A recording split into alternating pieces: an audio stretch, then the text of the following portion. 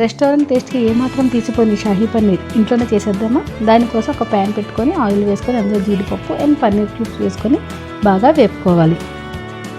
ఇప్పుడు అదే పాన్లో పైన చూపిస్తున్న స్పైసెస్ అన్నీ వేసుకొని అవి వేగిన తర్వాత ఆనియన్స్ వేసుకొని వేపుకోవాలి. ఆనియన్స్ కూడా వేగిన తర్వాత టమాటోస్ వేసుకొని బాగా వేపుకోవాలి. ఇందులో కొద్దిగా అల్లం వెల్లుల్లి పేస్ట్ ఇంకా జీడిపప్పు వేసుకొని కలుపుకున్నాక ఇందులో తగినంత ఉప్పు, కాశ్మీరీ రెడ్ చిల్లీ పౌడర్ వేసుకొని ఇది బాగా వేగిన తర్వాత ఫైన్ పేస్ట్ చేసుకోవాలి. పేస్ట్ చేసే ముందు బే లీఫ్ తీయడం మర్చిపోకండి. ఇప్పుడు వేరే కడాయి పెట్టుకొని అందులో బటర్, ఆయిల్ ఇంకా గీ ఈ 3 వేసుకొని అవి కరిగిన తర్వాత కొంచెం కాశ్మీరీ రెడ్ చిల్లీ పౌడర్ వేసుకొని వేగాక గ్రైండ్ చేసి పెట్టుకున్న పేస్ట్ వేసుకొని బాగా కలుపుకోవాలి. ఈ పేస్ట్ కొంచెం వేగిన తర్వాత కొద్దిగా వాటర్ వేసుకొని బాగా కలుపుకొని ఒక 2 మినిట్స్ మూత పెట్టుకొని మగ్గించుకోవాలి.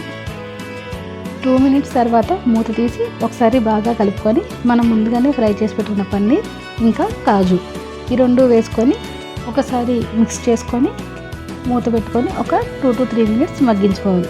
ఈ గ్రేవీ అనేది ఈ కన్సిస్టెన్సీ వచ్చిన తర్వాత ఫైనల్గా దింపే ముందు కొద్దిగా బటర్ ఇంకా కసూరి మేతి ఫైనల్గా ఫ్రెష్ క్రీమ్ వేసుకొని ఒకసారి బాగా కలుపుకొని స్టవ్ ఆఫ్ చేయడమే.